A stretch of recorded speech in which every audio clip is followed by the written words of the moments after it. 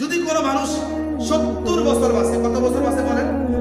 তাহলে 70 বছর বাঁচলে সে আখিরাতের 500 বছরের তুলনায় দুনিয়াতে বাঁচবে 2 মিনিট 1 সেকেন্ড।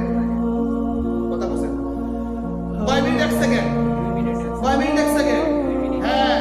এবার মানুষ আল্লাহকে প্রশ্ন করতে, আল্লাহ 3 ঘন্টা সময় দিলেই তো অনেক কিছু লিখতাম, 1 ঘন্টা সময় দিলেই তো অনেক কিছু লিখতাম। রসুলকে সান্ত্বনা দেয়, বন্ধু আমার, আপনার উম্মত পরীক্ষার হলে গিয়ে সব প্রশ্নের উত্তর দিতে পারবে না, সময় দীর্ঘ করলে এদের কষ্ট বেশি হবে। আমি সময়কে কমিয়ে দিয়ে যাকে 70 বছর হায়াত দিলাম তাকে পরীক্ষার সময় দিলাম মাত্র 2 মিনিট 1 সেকেন্ড। তাড়াহুড়া করে লিখবে আর মারা যাবে আর জান্নাতে যাবে। বিষয়টা বুঝেন নাই? আমি কথাটা বুঝতে পারছি? আমি কথাটা বুঝতে পারছি না?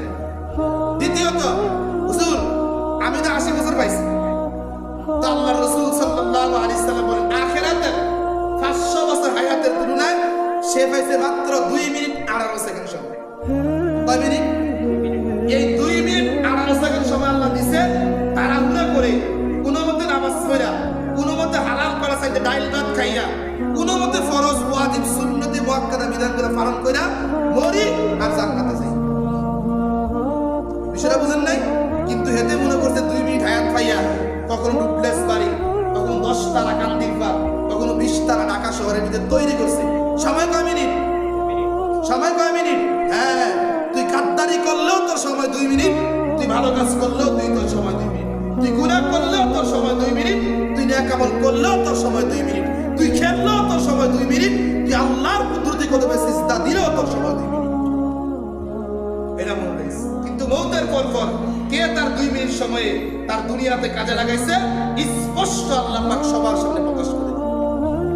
এবার কিছু কাটতে আছে, এত 90 বছর হায়াত পাইছে, আমার কত সময় দিন?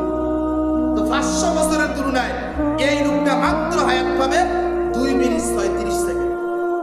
কত সেকেন্ড? যদি কি 100 বছর পায় মাত্র 2 মিনিট 53 সেকেন্ড হায়াত। কয় মিনিট? 100 বছর মুরব্বী আপনাদের মহল্লা আছে নিয়ে যাচ্ছে,